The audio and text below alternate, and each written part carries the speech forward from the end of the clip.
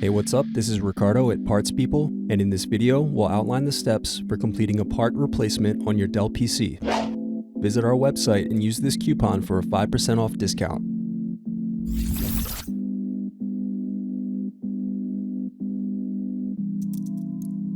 Unscrew and remove bottom base.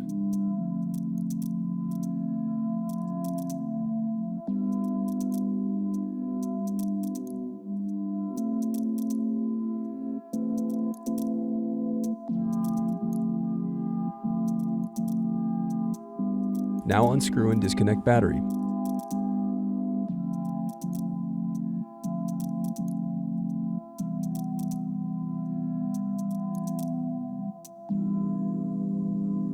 Then unscrew and disconnect wireless card.